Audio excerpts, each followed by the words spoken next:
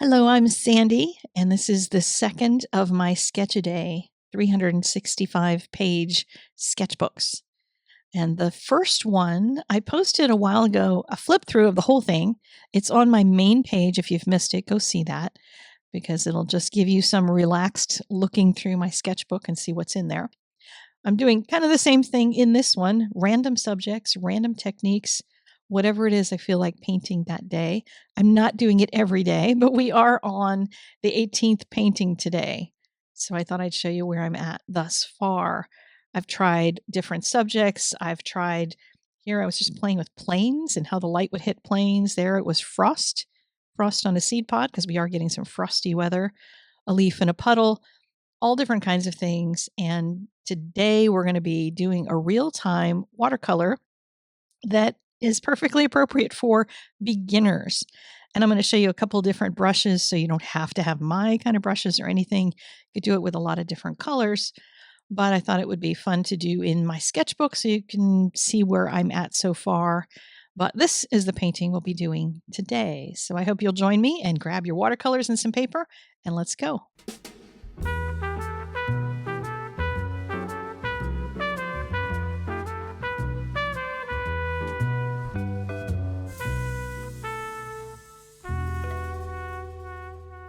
The new nature journaling class that I'll be doing in 2026 is going to have me doing a lot of nature journaling. And what I want to start doing is putting some more videos here on this channel that have more of the basics of watercolor or the basics of pen and ink or basics of the combination, things that I'll be able to refer to in similar projects that might be in the class lessons that don't have videos in them. So you might start seeing more of that kind of content here. By the way, all the supplies that I'm using for this project are going to be linked in the doobly-doo, including that Tintoretto brush that I'm going to be playing with today. So I wanted to do a soft background, as you saw in the flip through. I've been kind of playing around with that, a little bit of bokeh here and there. Some of it in those sketches was kind of figure out how to paint frost around a piece of grass or a dying flower or whatever it is. And in this case, we're not going to be going quite that direction, but it's going to help you to at least start to see how you can make a background if you're looking toward the sun and you get a silhouette of some shapes in front of you. And if you're trying to take a picture like that, then, look straight at the sun with your phone camera or your camera and get down low so you get those grasses in between you and the sun. So sunset or sunrise are perfect for that. So what I've done is done a wash of some very soft Moonglow around the entire painting first, except for that center section where the sun is going to be. And then we've got you can either use Aussie Red Gold or new Gamboge, any kind of, warm yellows. You want some warm kind of sunny yellows for the top edge of this glow. And then I took some transparent Red Oxide that I'm going to just be dropping in here. But I want that yellow to be the leading edge. And I want the brown to kind of undergird it. So one of the things you can do, and I'm using a Tintoretto brush here, but you can use a lot of different brushes. This one just does soak up a lot of water, and I haven't used this in a while, and I thought it'd be fun to play with. But I'm rinsing it and then drying it off on a towel off camera so that it's dry enough that it's going to pull up some of that color. So you can see I'm getting a little bit of a soft edge. And I'll keep doing that. When you've got this much water on the page, you often end up needing to kind of tend it as it's drying. And I'm trying not to let this dry too much because there's some things I want to put in here while I've got this soft thing going on. You can also take like a baby wipe. I'm a big fan of baby wipes when it comes to my watercolor. And you can pull some of that sunshine downward, or you can pull it upward, soften some of those edges just a little bit. Sometimes the brush will work great. And other times that water continues to suck the color into it. So it just keeps filling up the space that's wet. So you'll just have to keep working at it. Now I'm going to add in some of the more blurry types of of shapes that are going to be in the back. And I had a little corner up there that was drying too fast. I thought I'd try a baby wipe in it. That didn't work. But I still had the puddle of Moonglow. So I could just go add more Moonglow in there. But just be careful about where things are drying. If you get a weird hard edge, you can always put one of the grasses in front of it if you don't want to risk ruining the painting by doing what I just did, because sometimes that's really, it can be painful. So I'm mixing up this, kind of brown yellow color and trying to add in some grasses that are going to be blurry shapes in the background. One of them I put right over top of the dry area. And that's going to be a crisp shape because it's on dry paper. And again, this is good practice for getting an idea of when your paper's wet, when it's dry, how wet is it, how much paint do you need in order to get it in there and make it look like a grass without kind of taking over. But with this kind of a painting, you're going to see that you can fix a lot of things when we get to the last layer. So if it looks like a mess along the way, like mine does, don't sweat it because you've got time to fix it, because the thing that's going to be crisp is going to be what's in the foreground. So now I've mixed some thicker color and I'm using some French Ultramarine blue along with the transparent red oxide. You can also use like a burnt sienna or something to create that. And it's going to give me a duller kind of brown and a darker kind of brown. I'm making it much thicker so I can add in a lot more here at the bottom. But notice how the ones at the top that I dropped right into some of those wet yellow areas, they're just fuzzing out, so they're going to be blurry in the distance. And it's going to start to give us that bokeh feeling that the depth of field is such that it's kind of letting some of those things in the background get fuzzy. Again, you can kind of tend it a little bit with a baby wipe or just take that thirsty brush, meaning, having a brush that has a lot of moisture in it and squeezing that moisture out. But a nice clean brush will help because then you won't be putting more paint onto the paper. So I'm kind of testing out how wet my paper still is by just putting a few strokes in there. And if you find, oh my gosh, it's going crazy on me, then don't keep putting paint in there until it gets a little drier if you want your shapes a little crisper. And here I'm just lifting them up. I wanted to have something here that was going to feel really light in the distance, because when you've got ones in the background that are too dark, too intense in color, that can end up looking really weird. Sometimes you're going to want some of those to be really soft, kind of yellow-brown shapes in the distance.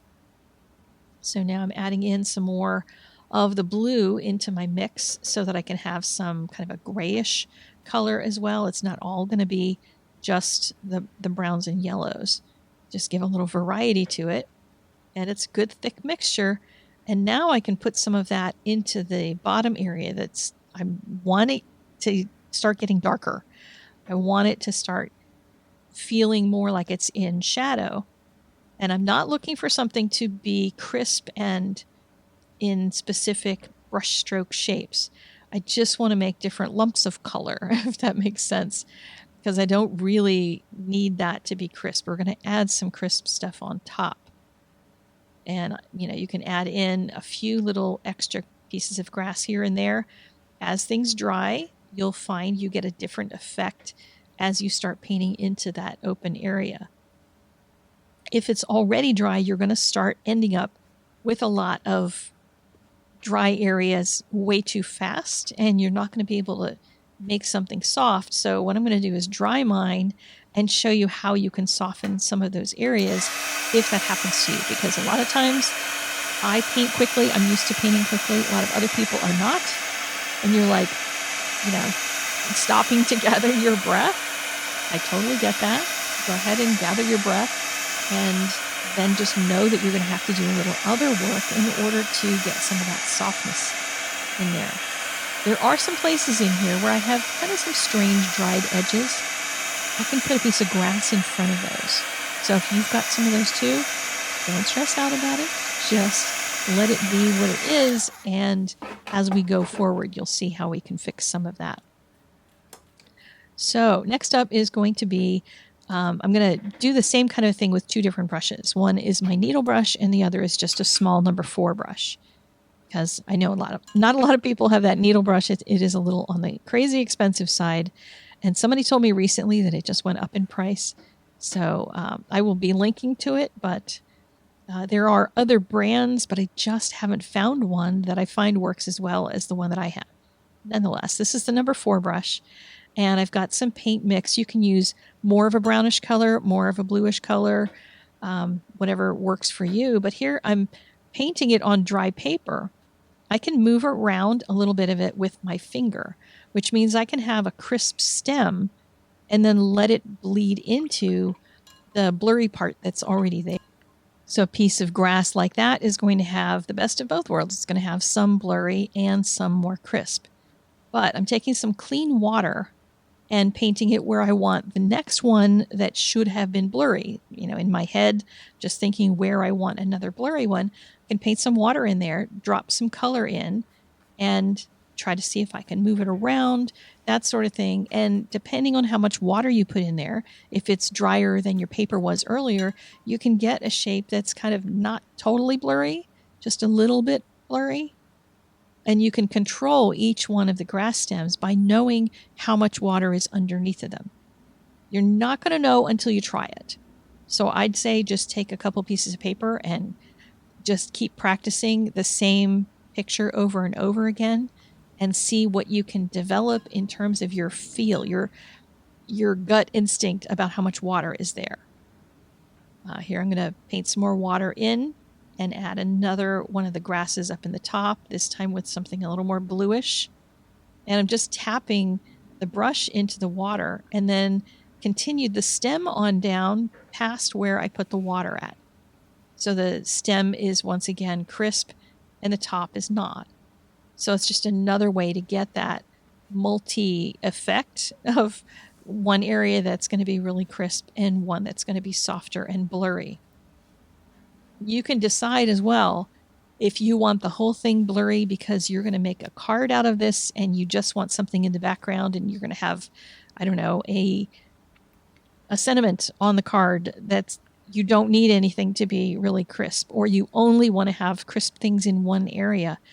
Think about that as you're laying out your grasses, as you're trying to figure out how many pieces of grass and where they're going to get crisp.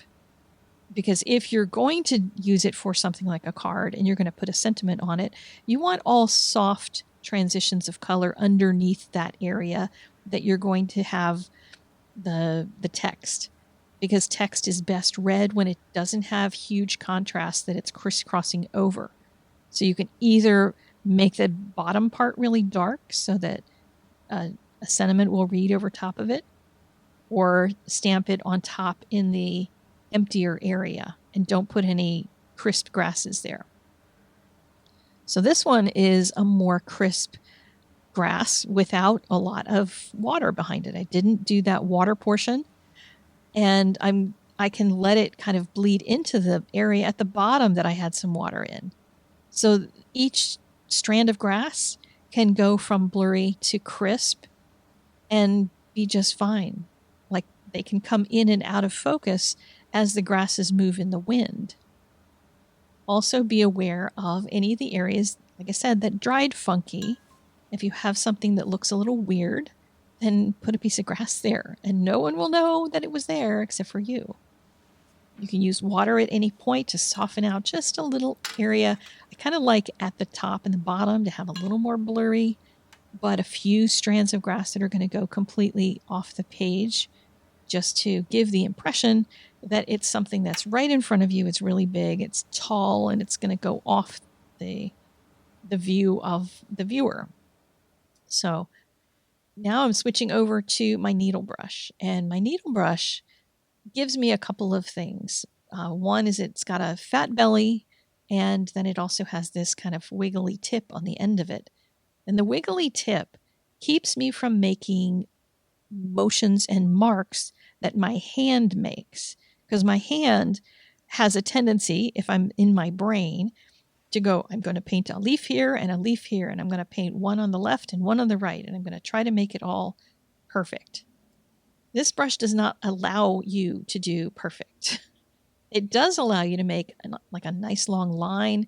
It's great for telephone wires and stuff on telephone poles, stems on grasses like you're seeing here. It's a matter of playing around to see what mixture of your paint, and it'll depend on a bunch of different things, but what mixture of the paints is going to give you the best flow. And if you have a different brand, your flow is going to be different than this brush as well. I've gotten quite used to this brush, so I kind of have a gut instinct for it, but you have to get a gut instinct for your brushes. And that goes for all your brushes, no matter what kind you use and what brand you use. Everything's going to be a little bit different based on, how the brush holds water, etc. So I'm going to dry this again because I have a couple of those areas that were wet. And now I want to move into making everything much more crisp. So get everything good and dry. And, if you're somebody who's already walked away and you've taken a long time, your paper might be dry by now. But if you're trying to paint one of the pieces of grass in there, I wanted to make this one crisper right by the sun. So I didn't want it to be quite that blurry. So if you've got one of the blurs that looked really weird, just go ahead and make it one of the foreground grasses. The foreground ones can be larger. The little seed pod things on the end of it can be bigger. So you have room to cover over some stuff that's in the background behind it. And then I'm just going to keep adding more stems of grasses and, adding the little leaves on them. You can also add individual leaves, as if each stem of grass might have a long, tall leaf, not just the seed heads at the top. And just, keep making the shapes. Also, when you're drawing grasses, they don't all stand up straight and they don't all curve the same direction. It's very difficult not to make your curves the same way. You can see the ones that I have that curve kind of up and toward the right, they're all about the same. There's like whoosh, whoosh, whoosh. They all go the same angle. That's what our hand does. We make one shape successfully. We like that one, so our hand just keeps making it. Be conscious of that. And if you find that you're making the same shape over and over again, then maybe try a different shape. Try going a slightly different way. Now here I've got some like a yellowish mix that I used for ones that are going to go in front of the sunshine, because the sun is going to hit the back of those. And on some of them, especially when they're really thin, it's going to go around the stem as it's making its way, the light is making its way toward you. So you're going to see a glow, like a little bit of a glow on some of those that are right in that sunny area. It's not always going to be crisp in there, but making some of those yellow is going to give you, again, more depth and more of that feeling that the light is coming through. And that's what you want to feel when you start looking at this, is trying to make sure that the viewer feels like they are sitting in the grasses looking through at the sun. So now I'm starting to work with the other feature of this brush that's wonderful, which is that you can lay that belly down and start getting some bigger shapes in there. But you don't want to have, like in that one, I kind of just laid it down and I didn't do a little flick at the end. This brush works great when you're lifting up at the end, so that you end up getting a really nice finish to it, a grass-like finish. Some grasses do have a little more chunky end to them, but it just looks more elegant if you're able to do it this way. Leave yourself some openings in between the grasses in the foreground. Don't fill everything in. The goal is not to make that all blackish down there, although it will, can become blacker, because what we're adding here is we've got the brown colors and the blue colors, like the blue grays. And those two colors together, if you were just to mix them in your palette, is going to make a blackish color. But it's also going to start making a black as the colors layer over top of each other. So I kind of add some blue to my mix, and then I add some brown to my mix and go back and forth, hoping to get some variance in color as well. But I want some kind of darker and thicker lines here at the bottom And the more of that I get in there, the more contrast now there is between the soft and blurry grasses in the distance and then the ones that are really up close and right in front of the viewer. I'm being real careful about which one of these dark ones, if any, are going to go through the sunshine. So I'm going to have less of the dark shapes right there in front of the sunshine. I'm going to, let my brush fill in other areas, but not right in that center portion. And don't forget the top corners, the top left and right. There might be something kind of coming in from the outside.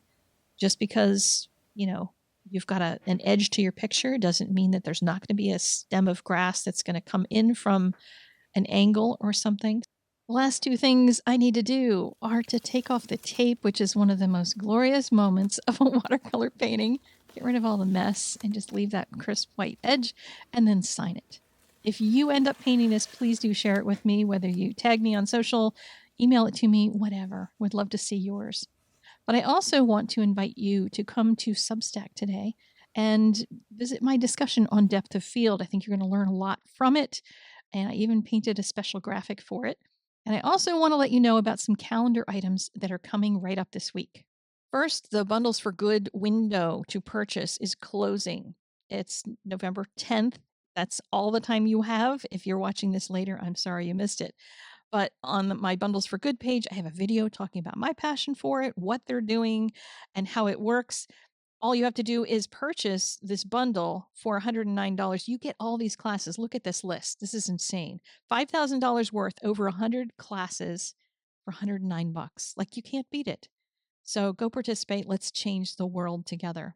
And then on Thursday, I have the first of 2 live streams this week. One is going to be on Substack, and I've been asked to do some block carving. So I'm going to be using a type of block I've not used before. We're going to test it out together. So join me for that if you're a paid subscriber. Then over on Art Venture, we're going to do Open Studio. And I'm going to be painting this. Well, not that one. That's already painted, but I'm going to be doing one similar to it and showing you the technique. If you would like to do it along with me, great. If you'd rather just work on your own thing, that's great, because Open Studio is just a time to hang out, ask questions, talk, be an art community together. All 3 of these events are on the events calendar at Art Venture, which is where you can keep an eye on when things are happening. I'm starting to use that calendar more, partially so I remember everything I've committed to as well. And you can join Art Venture for free. So it's a great place, great community. Share your work there, go learn from other people. And yeah, in the meantime, get out there and create something every day. Go paint, go draw, go do whatever. Just keep making. See ya.